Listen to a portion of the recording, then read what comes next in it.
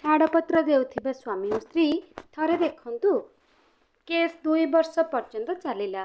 ଶେଷରେ ସ୍ୱାମୀ ଓ ସ୍ତ୍ରୀ ମଧ୍ୟରେ ଛାଡ଼ପତ୍ର ହୋଇଗଲା। ଛାଡ଼ପତ୍ରର କାରଣ ଏକ ଛୋଟ ଘଟଣାରୁ ଆରମ୍ଭ ହୋଇଥିଲା। ଏହି ଛୋଟ ଘଟଣାକୁ ସମ୍ପର୍କୀୟମାନେ ବିରାଟ ରୂପ ଦେଇଥିଲେ। କୌଣସି ଏକ ଘଟଣାକୁ ନେଇ ସ୍ୱାମୀ ସ୍ତ୍ରୀକୁ 2 ଚାପୁଡ଼ା ବସାଇଦେଲା।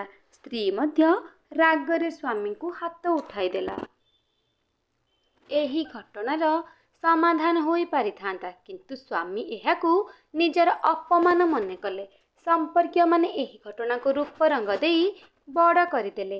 କିଏ କହିଲା ଆମ ବଂଶର ନାକ କଟିଗଲା, କିଏ କହୁଥିଲା ସ୍ୱାମୀକୁ ହାତ ଉଠାଇବା ସ୍ତ୍ରୀ ନା ପବିତ୍ର ଅଟେ ନା ପତିବ୍ରତା।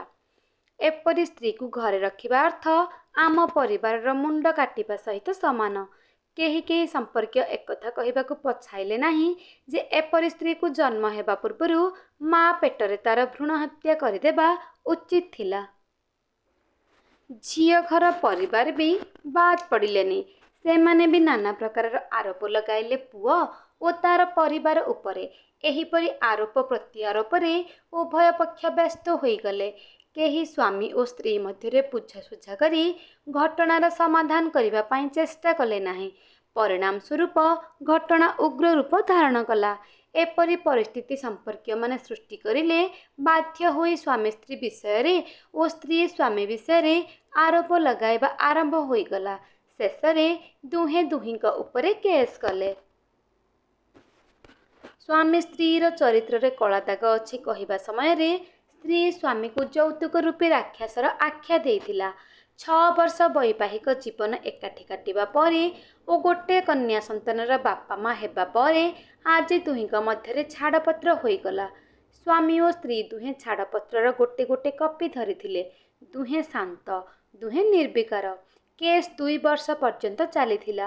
2 ବର୍ଷ ସ୍ତ୍ରୀ ସ୍ୱାମୀଠାରୁ ଅଲଗା ହୋଇ ନିଜ ବାପ ଘରେ ରହିଲା।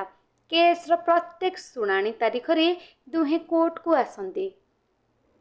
ଦୁହେଁ ଦୁହିଁଙ୍କୁ ଦେଖି ଈର୍ଷା, କ୍ରୋଧ ଓ ପ୍ରତିଶୋଧ ନିଆଁରେ ଜଳନ୍ତି। ରାଗ ଓ ହିଂସାର ନିଆଁ ଶିଖା ସାଙ୍ଗରେ ଆସିଥିବା ସମ୍ପର୍କୀୟମାନେ ଲଗାଇ ଦିଅନ୍ତି। କିନ୍ତୁ କିଛି ମାସ ପୂର୍ବରୁ ଦୁହେଁ ଦୁହିଁଙ୍କୁ ଉପେକ୍ଷା କରୁଥିଲେ।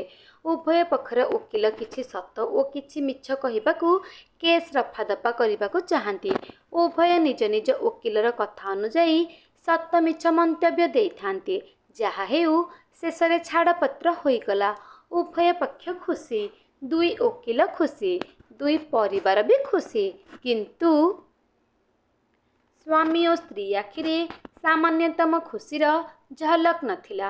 ସ୍ୱାମୀ ନୀରବ ଥିଲା ତ ସ୍ତ୍ରୀ ଶାନ୍ତ। ଦୁର୍ଭାଗ୍ୟବଶତଃ ଉଭୟ ପକ୍ଷ ଗୋଟିଏ କଫି ଦୋକାନରେ କଫି ପିଇଲେ। କଫି ଦୋକାନର ଭିଡ଼ ଭିତରେ ସ୍ତ୍ରୀକୁ ସ୍ଥାନ ମିଳିନଥିଲା ବସିବା ପାଇଁ। ଗୋଟିଏ ମାତ୍ର ଚେୟାର ଫାଙ୍କା ଥିଲା ସ୍ୱାମୀ ବସିଥିବା ଟେବୁଲରେ। କୌଣସି ଚେୟାର ନ ମିଳିବାରୁ ବାଧ୍ୟ ହୋଇ ବସିଥିଲେ ସ୍ୱାମୀ ବସିଥିବା ଟେବୁଲରେ। କଂଗ୍ରାଚୁଲେସନ, ସ୍ତ୍ରୀ ସ୍ୱାମୀଙ୍କୁ କହିଥିଲା। ସ୍ୱାମୀ ବି ପ୍ରତି ଉତ୍ତରରେ କହିଲେ, ତୁମେ ବି କେସ୍ରେ ବିଜୟ ଲାଭ କରି ଖୁସି ଜଣାପଡ଼ୁଛ। ତୁମକୁ ବି କଂଗ୍ରାଚ। ଛାଡ଼ପତ୍ର କ'ଣ ଖୁସିର ପ୍ରତୀକ? ସ୍ତ୍ରୀ ପଚାରିଥିଲା। ତୁମେ କୁହ, ସ୍ୱାମୀ ପ୍ରତି ଉତ୍ତରରେ କହିଥିଲେ। କିଛି ସମୟ ନୀରବରେ କାଟିବା ପରେ ସ୍ତ୍ରୀ କହିଲା, ତୁମେ ମୋତେ ଚରିତ୍ରହୀନା କହିଥିଲ। ଯାହା ହେଉ ଚରିତ୍ରହୀନ ପାଖରୁ ତୁମକୁ ନିସ୍ତାର ମିଳିଲା, ତାହା ମୋର ଭୁଲ ଥିଲା।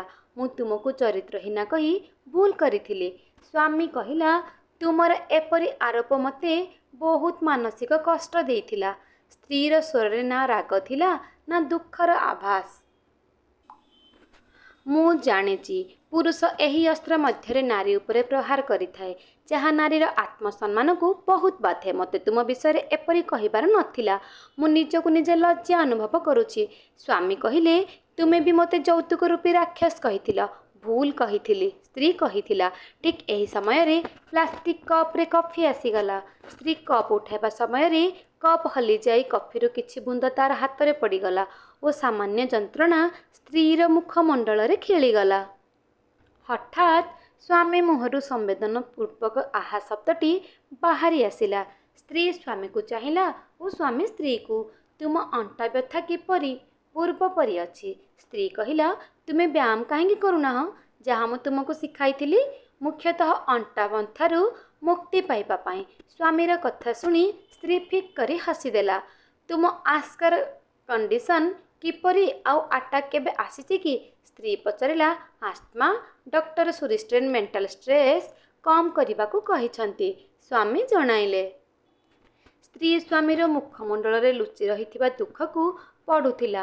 ମେଡିସିନ ଖାଉଛ କି ନାହିଁ? ସ୍ତ୍ରୀ ପଚାରିଲା। ହଁ ଖାଉଛି, କିନ୍ତୁ ଆଜି ଆଣିବା ପାଇଁ ଭୁଲିଗଲି, ସ୍ୱାମୀ କହିଥିଲେ। ହଁ, ସେଥିପାଇଁ ତୁମ କଣ୍ଠସ୍ୱର କିପରି ଅଲଗା ଅଲଗା ଲାଗୁଛି, ସ୍ତ୍ରୀ ସମବେଦନା ଜଣାଇଲେ। ହଁ, ଏହାର କାରଣ କିଛି ମେଡିସିନ ନ ଖାଇବାରୁ ନା ଆଉ କିଛି? ସ୍ୱାମୀ ଏତିକି କହି ଅଟକି ଗଲେ। ଆଉ କିଛି ଚିନ୍ତାର କାରଣ? ସ୍ତ୍ରୀ କଥା ପୂରା କଲେ। ସ୍ୱାମୀ କିଛି ସମୟ ଚୁପ୍ ରହି କହିଲେ, ତୁମକୁ ମୋତେ 6 ଲକ୍ଷ ଟଙ୍କା ଓ ମାସକୁ 6,000 ଟଙ୍କା ଦେବାକୁ ପଡ଼ିବ। ହଁ, କ'ଣ ହେଲା? ସ୍ତ୍ରୀ ପଚାରିଲେ। ବସୁନ୍ଧରାରେ ଯେଉଁ ଫ୍ଲାଟ୍ ଅଛି ସେସବୁ ତୁମ ନାଁରେ କରିଦେଉଛି, କାରଣ ମୋ ପାଖରେ 6 ଲକ୍ଷ ଟଙ୍କା ନାହିଁ। ବସୁନ୍ଧରା ଫ୍ଲାଟ୍ 20 ଲକ୍ଷ ଟଙ୍କା ପାଖାପାଖି ହେବ। ମୋତେ କେବଳ 6 ଲକ୍ଷ ଟଙ୍କା ଦରକାର, ସ୍ତ୍ରୀ ସ୍ପଷ୍ଟ କରିଥିଲେ। ଝିଅ ବଡ଼ ହେବ ଓ ଖର୍ଚ୍ଚ ବଢ଼ିଯିବ। ହଁ, ତୁମେ ମୋତେ ମାସକୁ 6,000 ଟଙ୍କା ଦେବ, ସେଥିରେ ଚଳିଯିବି। ହଁ, ମୁଁ ସେ ପଇସା ମାସକୁ ମାସ ଦେବି, କିନ୍ତୁ ଯଦି ତୁମ ପାଖରେ ଏବେ ପଇସା ନାହିଁ, ତେବେ ମୋତେ ଦେବା ଆବଶ୍ୟକ ନାହିଁ। ସ୍ତ୍ରୀ ସ୍ୱରରେ ପୁରୁଣା ସମ୍ପର୍କର ଆଭାସ ଥିଲା। ସ୍ୱାମୀ ସ୍ତ୍ରୀର ମୁହଁକୁ ଚାହିଁ ଭାବିଲେ, କେତେ ସହୃଦୟ, କେତେ ସୁନ୍ଦର ଦେଖାଯାଉଛି, ଯିଏକି କେବେ ମୋର ଧର୍ମପତ୍ନୀ ଥିଲା। ସ୍ତ୍ରୀ ପୁରୁଷକୁ ଚାହିଁ ଭାବୁଥିଲା, କେତେ ସରଳ, କେତେ ଦୟାଳୁ, ଯିଏକି କେବେ ମୋର ସ୍ୱାମୀ ଥିଲା, କେତେ ଭଲ ପାଉଥିଲା ମୋତେ। ଥରେ ହରିଦ୍ୱାରରେ ଗଙ୍ଗା ସ୍ନାନ କରିବା ସମୟରେ ହାତରୁ ଜଞ୍ଜିର ଖସିଗଲା ଓ ମୁଁ ବୁଡ଼ିଗଲି। ପାଗଳ ପରି ଚାଲି ଆସିଥିଲେ ମୋତେ ବଞ୍ଚାଇବା ପାଇଁ। ନିଜେ ପହଁରା ଜାଣିନଥିଲେ, କିନ୍ତୁ ଲାଟ୍ ସାହେବ ମୋତେ ବଞ୍ଚାଇବା ପାଇଁ ନିଜ ଜୀବନକୁ ବାଜି ଲଗାଇ ଦେଇଥିଲେ। ମୁଁ କଳଙ୍କିନୀ, ମୁଁ ତାଙ୍କ ପ୍ରତି ଅନ୍ୟାୟ କରିଛି।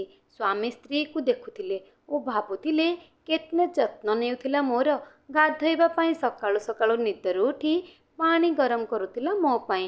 ମୋ ମନ ପସନ୍ଦର ଖାଦ୍ୟ ପ୍ରସ୍ତୁତ କରୁଥିଲା। ଦେହ ଖରାପ ରହିଲେ ନିଜେ ଖାଇବା ପିଇବା ଭୁଲି ମୋ ସେବା କରୁଥିଲା। କେବେ ବି ନିଜ ଦୁଃଖ କଷ୍ଟ ବିଷୟରେ କହେ ନାହିଁ। ମୋ ପାଇଁ କେତେ ସମ୍ବେଦନଶୀଳ ଥିଲା ସେ। ମୁଁ ମୋ ପୁରୁଷତ୍ୱର ଅପମାନ ଭାବିଲି। କେବେ ତାର ଭାବନାକୁ ବୁଝିବା ପାଇଁ ଚେଷ୍ଟା କରିନି। ଦୁହେଁ ନୀରବ ଥିଲେ, ପୁରା ନୀରବ। ସଂସାରର ସମସ୍ତ ହୋହାଲ୍ଲା ଠାରୁ ବହୁତ ଦୂରରେ। ଦୁହେଁ ଶାନ୍ତ ଓ ଦୁହିଁଙ୍କ ଆଖିରେ ଅଶ୍ରୁର ଧାରା। ମୁଁ ଗୋଟେ କଥା କହିବାକୁ ଚାହୁଁଛି, କୁହ, ସ୍ତ୍ରୀ ଛଳ ଛଳ ଆଖିରେ କହିଥିଲା। ଭୟ ଲାଗୁଛି, ସ୍ୱାମୀ ଜଣାଇଲେ। ଭୟ କର ନାହିଁ। ବୋଧେ ତୁମ ମନର ଭାଷା ମୋ ମନର ଭାଷା ଏକା ହୋଇପାରେ। ତୁମେ ବହୁତ ମନେ ପଡ଼ୁଛ, ସ୍ୱାମୀ କହିଥିଲେ। ତୁମେ ବି। ସ୍ତ୍ରୀ ପ୍ରତି ଉତ୍ତରରେ। ମୁଁ ତୁମକୁ ଏବେ ବି ଭଲ ପାଉଛି। ମୁଁ ବି, ସ୍ତ୍ରୀ କହିଥିଲା। ଦୁହିଁଙ୍କ ଆଖିରେ ଅଶ୍ରୁଧାର ଶ୍ରାବଣର ବର୍ଷାଧାର ପରି ଗଡ଼ୁଥିଲା। ଦୁହିଁଙ୍କ ଚେହେରା ଶିଶୁ ସୁଲଭ କୋମଳ ସଦୃଶ ଦୃଶ୍ୟମାନ ହେଉଥିଲା। କ'ଣ ଆମ ଜୀବନରେ କିଛି ନୂଆ ମୋଡ଼ ଓ କିଛି ନୂତନତା ଆଣିପାରିବା ନାହିଁ? କି ପ୍ରକାରର ନୂତନତା? ସ୍ତ୍ରୀ ପଚାରିଲେ। ଆମେ ଆଉଥରେ ସ୍ୱାମୀ ଓ ସ୍ତ୍ରୀର ବନ୍ଧନରେ ବାନ୍ଧି ହୋଇପାରିବା ନାହିଁ।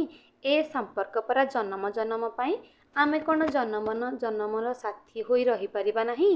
ଏହା ଏକ ନୂଆ ଜୀବନ, ଏକ ନୂଆ ସଂକଳ୍ପ ଓ ଏକ ଭଲ ବନ୍ଧୁ ରୂପେ ରହିପାରିବା ନାହିଁ? ଏ ଛାଡ଼ପତ୍ରର ପେପର? ସ୍ତ୍ରୀ ପଚାରିଲା। ଚିରିଦେବା। ଆମେ ଜନମ ଜନମ ପାଇଁ ସାଥୀ। ଦୁଇ ଚେହେରା, ଗୋଟିଏ ମନର ଘର ଥିଲା, ଗୋଟିଏ ଆତ୍ମା, ଗୋଟିଏ ଭାବନା ଓ ଦୁଇ ହୃଦୟର ମିଳନର ଘର ଥିଲା। ତେବେ ଶ୍ରୋତାବନ୍ଧୁ, ଯଦି ମୋ ଗପଟି ଭଲ ଲାଗିଥାଏ, ତେବେ ଗପଟିକୁ ଲାଇକ୍ ଆଉ ସେୟାର କରିଦେବେ। କମେଣ୍ଟ ବକ୍ସରେ କମେଣ୍ଟ ନିଶ୍ଚୟ ଦେବେ। ଯଦି ମୋ ଚ୍ୟାନେଲରେ ନୂଆ ଥିବେ, ଚ୍ୟାନେଲକୁ ସବସ୍କ୍ରାଇବ୍ କରିଦେବେ ଆଉ ବେଲ୍ ଆଇକନକୁ ଦବାଇ ଦେବେ, ଯାହାଦ୍ୱାରା ମୁଁ ଅପଲୋଡ଼ କରୁଥିବା ଭିଡ଼ିଓର ନୋଟିଫିକେସନ୍ ପ୍ରଥମେ ଆପଣ ପାଇପାରିବେ। ରହିଲି, ନମସ୍କାର।